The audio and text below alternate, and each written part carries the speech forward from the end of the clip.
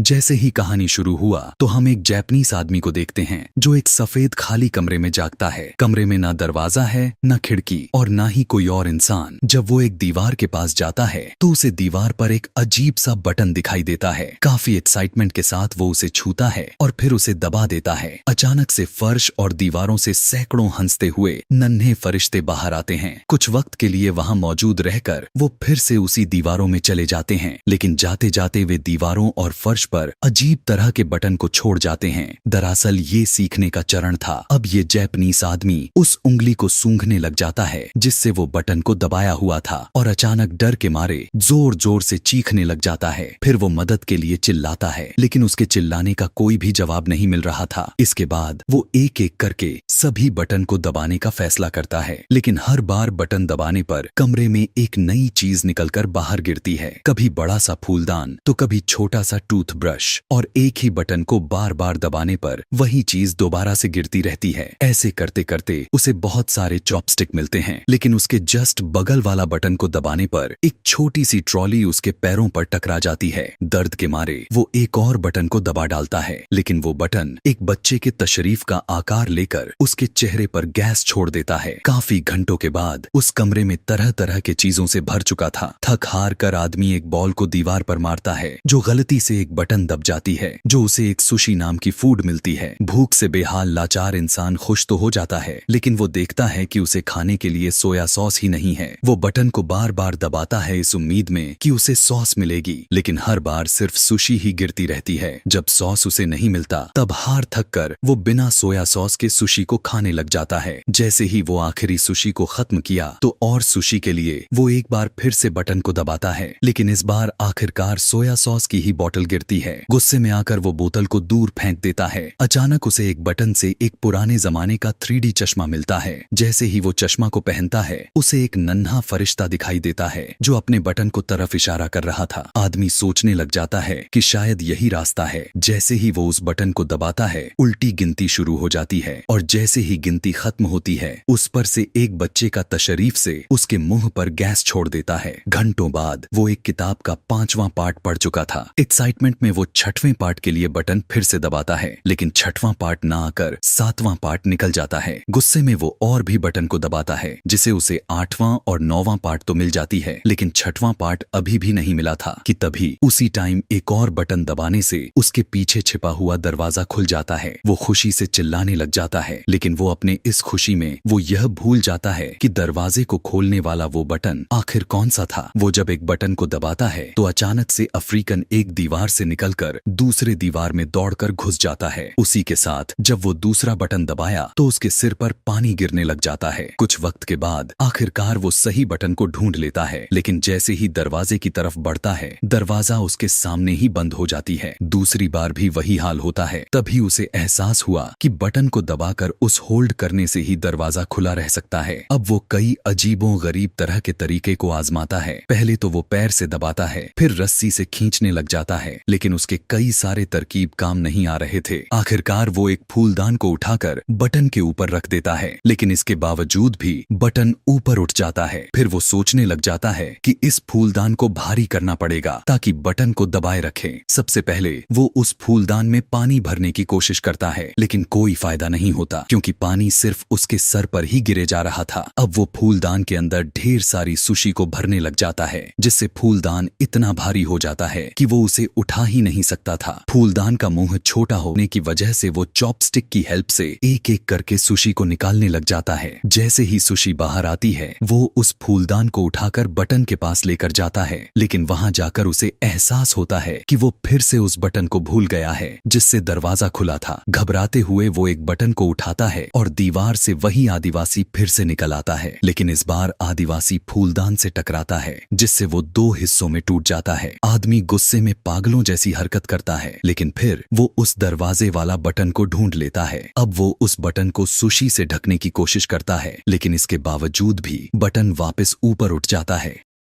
फिर वो एक टेप की मदद से उसे दबाने की कोशिश करने लग जाता है, लेकिन उसका यह तरकीब भी काम नहीं आ रहा था। अब कुछ पैन किलर के जरिए वो कुछ टाइम सोकर उठता है। उठने के बाद उसे ब्रश करने की जरूरत महसूस होती है, इसीलिए वो पानी गिराने के लिए एक बटन को दबाता है। हालांकि वो गलत बटन था, लेकिन उसकी गलत बटन दबाने की वजह से एक लंबी रस्सी ऊपर से लटकती हुई नीचे आती है, जिससे आदमी का मूड काफी ठीक हो जाता है, क्योंकि उसे दरवाजे तक पहुंचने का आइडिया आ चुका था। अब वो बटन को दबाता है और रस्सी से झूलता हुआ उस दरवाजे तक टाइम रहते पहुंच जाता है। लेकिन अंदर जाते ही वहां पर एक और दरवाजा था। वो उसे खोलने की कोशिश तो करता है, मगर दरवाजा तो लॉक्ड था। अब वो पहला वाला दरवाजा बंद होने से पहले रूम में तो वापस आ जाता है, लेकिन दरवाजा उसके पीठ पर लग जाती है, जिससे वो गुस्से में आकर वो दीवार पर अपने पैर से जोर से मारता है, जिससे रूम के बीचों बीच एक चाबी हवा में तैरने लग जाती है। यहाँ पर जैपनीज आदमी समझ जाता है कि यह चाबी दूसरे वाले दरवाजे की है, लेकिन पहले वाले दरवाजे की तरह ही ये चाबी भी गायब हो जाती है। इसीलिए अब इस आदमी को चाबी के साथ साथ दरवाजे को भी खुला रखने का तरकीब ढूंढना होगा, मगर सबसे पहले उसे फिर से उस बटन को ढूंढना होगा जिससे चाबी बाहर आती है। लेकिन अब तो वो उस बटन को हर बार की तरह इस बटन को भी भूल गया था। वो दीवार पर एक अनजान बटन को जैसे ही दबाता है तो वहां से कुत्ता निकलकर उस पर भौंकने लग जाता है। दूसरी बार भी वही हुआ था, लेकिन तीसरी बार उसे आखिरकार उसे सही बटन मिल जाता है। इसके बाद वो बटन को पॉइंट आउट करते करते पीछे की तरफ जाता है और वहां रखी गई सुशी को लेकर फिर से उस बटन के पास आता है और सुशी को उस बटन के ऊपर रख देता है। लेकिन जैसे ही दोबारा से बटन दबा वही कुत्ता बाहर आ जाता है। बाद में वो दोबारा से सही बटन को ढूंढकर एक नया प्लान बनाता है। इस बार वो रस्सी के हेल्प लेकर झूलते हुए उन दोनों बटन तक पहुंचने की कोशिश करने लग जाता है, लेकिन ये उसका प्लान भी पूरी तरह से फेल हो जाती है। जैसे ही फर्श पर गिरा उसका नजर एक प्लंजर पर पड़ा, जो कि वो उसे किसी पुराने बटन से निकाला हुआ था। प्लंजर देखते ही उसके दिमाग में एक आइडिया सूझता है। वो सोचता है कि प्लंजर की मदद से वो दीवार पर चिपकाकर बटन को दबा सकता है। बहुत कोशिश के बाद आखिरकार उसका इस काम में काफी आसानी होने लग गई थी। इस बार वो रस्सी से झूलते हुए प्लंजर की मदद से दीवार पर चिपककर सही बटन को दबाता है और फिर प्लंजर को पीछे धकेलता है और चाबी को पकड़ लेता है। इसके बाद वो दरवाजे के बटन को दबाता है। दबाकर झूलते हुए दरवाजा बंद होने से पहले अंदर चला जाता है, लेकिन तभी उसे एक और झटका लगता है और वो यह था कि दरवाजे के ठीक ऊपर की तरफ एक और लॉक था, जिसे खोलने के लिए 3 नंबरों का पासकोड की जरूरत थी। वो घबराहट के साथ कमरे के अंदर वापस चला जाता है, लेकिन इस बार भी दरवाजा उसके पीठ पर लग जाती है, जिसमें वो प्लंजर उठाकर सामने के दीवार पर जोर से मारता है। जैसे ही प्लंजर दीवार से टकराता है एक बटन दब जाता है और वही आदिवासी फिर से वहां प्रकट हो जाता है। लेकिन जैसे ही वो आदिवासी उसके सामने से गुजरा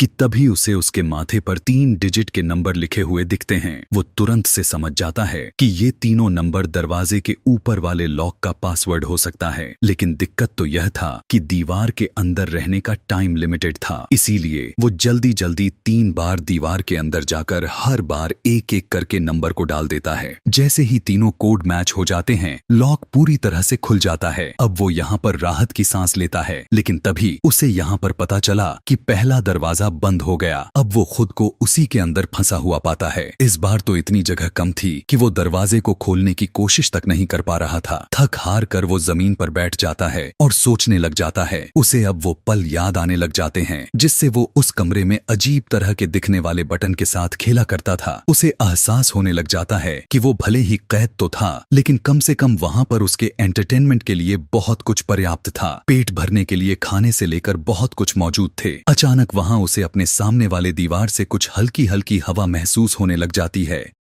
हैरानी से वो उस दीवार को छूता है और वो देख पाता है कि उसमें तो एक दरार हो चुकी है। उसे फौरन से समझ में आ जाता है कि ये दीवार नकली है। बिना टाइम गवाए वो दीवार को खोलकर एक मिस्टीरियस हॉलवे में दाखिल होता है। देखने में ये रास्ता हवा में तैरता हुआ महसूस हो रहा था और ऐसा लग रहा था मानो उसे यहाँ से निकलने के लिए अनंत काल तक दौड़ते रहना होगा। वो बिना रुके दौड़ता रहता है और आखिरकार जब वो हॉलवे को खोलता है तो वो खुद को एक नए अंधेरे जैसे कमरे में पाता है। जैसे ही वो कमरे में आता जाता है उसके सर के बाल अचानक से लंबे हो जाते हैं और उसके कपड़ों का रंग हल्का और फीका पड़ जाता है। इस बदलाव से वो चौंक ही रहा था कि तभी वही दरवाजा जहां से वो अंदर घुसा था वो दरवाजा बंद हो जाता है। कमरा देखकर उसे महसूस होता है कि ये कमरा भी पिछले वाले कमरे जैसा ही खाली है, लेकिन इस बार इस कमरे में छोटे फरिश्तों के जगह बड़े फरिश्ते सैकड़ों में मौजूद थे। यहाँ पर भी वे फरिश्ते थोड़ी देर तक कमरे में रहते हैं, फिर अचानक दीवारों में गायब हो जाते हैं। जाते जाते वो दीवारों पर अपने पीछे वही वाला बटन को छोड़ जाते हैं। यहाँ पर अभ्यास का चरण था। ये जापानीज आदमी लगभग हार मान चुका था कि तभी उसकी नजर ऊपर से आते हुए